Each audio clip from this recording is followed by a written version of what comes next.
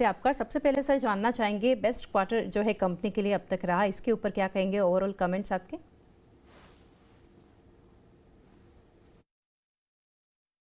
हाँ, देखिए, ये क्वार्टर जो नॉर्मली मॉनसून का क्वार्टर जो होता है, तो ये मॉनसून का क्वार्टर थोड़ा कंपेरेटिवली वीक होता है कि उसमें कुछ दिन बारिश की वजह से भी जाते हैं, तो ट्रेडिशनली पर फिर भी हमने काफी अच्छा परफॉर्मेंस किया है। अगर आप हमारा परफॉर्मेंस इस क्वार्टर का देखें, कंपेयर ईयर ऑन ईयर, करीब हमारी 27% की ग्रोथ हुई है वॉल्यूम में।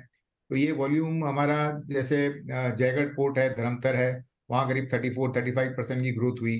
हमारा जो पारादीप में कोल का टर्मिनल है, उस कोल के टर्मिनल में भी 28% की ग्रोथ हुई है। आयरन ओर के टर्मिनल ने भी वहाँ पे काफी बेहतर प्रदर्शन किया है। कंटेनर टर्मिनल हमारा मैंगलोर का, वहाँ पे भी हमारा करीब 7-8% की ग्रोथ रही कंपेयर टू लास्ट क्वार्टर। तो ये कुल मिला के 27% की ग्रोथ हमारी काफी अच्छी परफॉर्मेंस रही। और रेवेन्यू की बात करें तो 29% रेवेन्यू ग्रो हुआ है, और EBITDA 33% ग्रोथ हुआ है।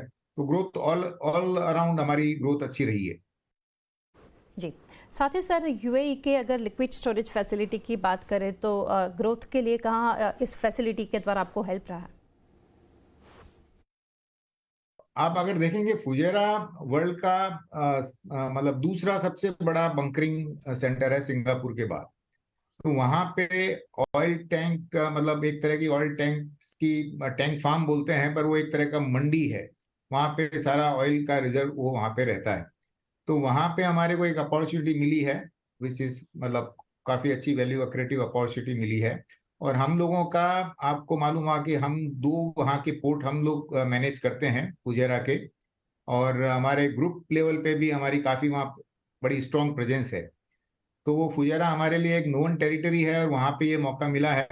तो वो ऐसा है कि ऑयल टैंकेज बिजनेस हम लोग हमारे पोर्टफोलियो को एनरिच करने में लगे हैं, फ्रॉम बल्क साइड से दूसरे ऑयल में, कंटेनर में, टैंकर में, लिक्विड में, सब जगह जा रहे हैं। जैसे कि हम एलपीजी में जा रहे हैं, हमारे जयगढ़ पोर्ट में छोटा काम चालू किया, काफी अच्छी सक्सेस मिली, हम लोग बड़ा टर्मिनल लगा रहे हैं। वैसे के वैसे हमारा ये है कि वहाँ पे फुजेरा में एक बार हमारे को इस ऑयल टैंक के इस टर्मिनल का एक्सपीरियंस मिलेगा, तो वो चीज हम रिप्लिका इंडिया में भी कर सकते हैं। चाहे जयगढ़ पोर्ट में करें, चाहे हम कुछ नए ग्रीन फील्ड प्रोजेक्ट्स देख रहे हैं, उसको एक्सपीरियंस को हम यहाँ पे भी ला सकते हैं। दूसरा, वहां पे भी हमारे पास में गवर्नमेंट उस हमारे को उसके एडजेसेंट में अच्छी एक और लैंड देने को तैयार है। तो हम लोग उस पे कैपेसिटी एक्सपेंशन भी कर सकते हैं, और इसको स्केल अप कर सकते हैं, क्योंकि ऑलरेडी वो 95% कैपेसिटी पे ऑलरेडी चल रहा है। अभी डिमांड काफी स्ट्रांग है वहां पे ऑयल स्टोरेज की। तो वो तो करीब करीब 100% यूटिलाइजेशन की तरफ है। तो ये हम एक्सपीरियंस इंडिया में भी लेके आएंगे, और हमारा पोर्टफोलियो को हम और वाइड करना चाह रहे हैं। जी, साथ ही ललित जी जानना चाहेंगे आगे 300 एमटीए कार्गो हैंडलिंग कैपेसिटी जो है बढ़ाने के लिए कंपनी की क्या योजना है, और स्पेशली इंडिया में कोई नया एक्विजिशन करेंगे इसके लिए? हाँ, हमारा कैपेसिटी एक्सपेंशन का प्लान ऐसा है कि जैसे जयगढ़ में तो हम एलपीजी टर्मिनल पे करीब 900 करोड़ रुपया खर्चा कर रहे हैं और एक पूरा टर्मिनल उठा रहे हैं। वैसे वैसे कंटेनर टर्मिनल जो हमारा है न्यू मैंगलोर में, उसकी हम कैपेसिटी बढ़ा रहे हैं। तो वहाँ पे हमारे को बहुत अच्छा रेस्पॉन्स मिला। ये हमारा पहला ही कंटेनर की तरफ प्रयास था, बहुत अच्छा रेस्पॉन्स मिला। हम उसकी कैपेसिटी, काफ़ी बड़ी कैपेसिटी वहाँ पे क्रिएट करने जा रहे हैं। और उस ये तो हमारे एग्जिस्टिंग फैसिलिटीज के हमारे अंदर दोनों काम हो रहे हैं। दूसरे, हम और ग्रीनफील्ड की तरफ हम देख रहे हैं। हमने जैसे डीआरएचपी में भी बताया था कि हम दो ग्रीनफील्ड पोर्ट हैं, एक उड़ीसा में है जो जटाधार के नाम से है, दूसरा कर्नाटका में है जो कैनी के नाम से है। वो काफी बड़े प्रोजेक्ट हैं। तो उनके अंदर गवर्नमेंट के साथ में हमारा जो ये अप्रूवल्स का है वो कार्य चालू है। तो हमको लगता है कि कुछ अगले महीनों में उसके अंदर अप्रूवल मिलेगी और हम आगे काम बढ़ाएंगे। और उसके अलावा हम लोगों ने 3 बिड्स गवर्नमेंट के प्राइवेटाइजेशन में डाल रखी है, जो मेजर पोर्ट्स के टर्मिनल्स के लिए है। वो जब भी उसके परिणाम आते हैं तब मालूम पड़ेगा, तो वहां पे हम और कुछ ग्रोथ कैपेक्स लगाएंगे। और दूसरा, हम लोग हमेशा लुकआउट में रहते हैं कि और क्या हम कुछ एक्विजिशन या कुछ कहाँ पे हम लोग हमारी ग्रोथ बरकरार रहे।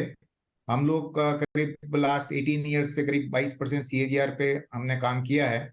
तो वो रेट तो हम पूरी कोशिश रहेगी कि वो रेट हमारी कायम रहे, और उसके लिए हमारी बैलेंस शीट बड़ी स्ट्रांग है।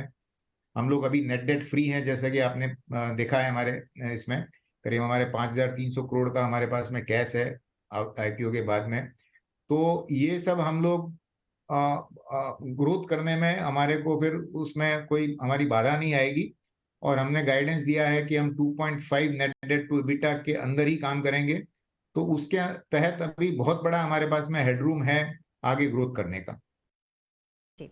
और सर लास्टली जानना चाहेंगे थर्ड पार्टी कार्गो का शेयर बढ़ाने के लिए कंपनी की क्या स्ट्रेटेजी रहेगी आगे? नहीं, हमारा पूरा प्रयास लास्ट कुछ सालों में आप देखेंगे तो पूरा थर्ड पार्टी पे ही प्रयास हो रहा है। जो एक टाइम में 4 साल पहले केवल 5% था, जो बढ़ के 34-35% लास्ट ईयर हो गया। इस क्वार्टर में भी देखेंगे तो 36% हो गया। तो ग्रुप के खुद के बहुत बड़ी रिक्वायरमेंट होने के बावजूद भी हम लोग थर्ड पार्टी को 35-36% पे लेके आ गए इस क्वार्टर में। और हम आगे प्रयास कर रहे हैं कि वो करीब 40% की तरफ हम कोशिश करें जाने की। तो उसके तहत ही हम लोग जो अभी मैंने जैसे बताया कि हमने 3 बिड्स कर रखी है, और हम लोग जो दूसरे ग्रीनफील्ड कर रहे हैं या जो हमने फुजेरा का एक्वायर किया है, उससे हमारे को थर्ड पार्टी की फर्दर कंपोनेंट बढ़ाने में मदद मिलेगी। और हमारा ग्रुप तो वैसे भी खैर वो स्टील बड़ा एग्रेसिव है, तो उनकी तो 2 साल की प्लानिंग पब्लिक में है कि वो 27 मिलियन से 37 मिलियन जा रहे हैं, उसके बाद में फर्दर और आगे जा रहे हैं। तो वो कार्गो से तो हमारी ग्रोथ ग्रुप के साथ में तो बनी रहेगी। सर काफ़ी डिटेल्स आपने शेयर की हमारे साथ, तो थैंक यू जुड़ने के लिए। Best wishes for coming quarters. Thank you.